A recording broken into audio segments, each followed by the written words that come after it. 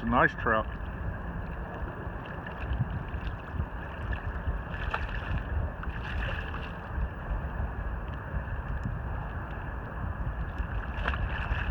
.56-degree water temperature, cold morning in the upper Laguna.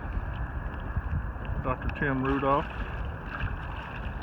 with what appears to be, hadn't weighed it yet, but it appears to be a 6+ pounder. Batch assassins just dredging the bottom. Lift her up, Doc, let me see her. Oh, sheesh, that's a 7+er.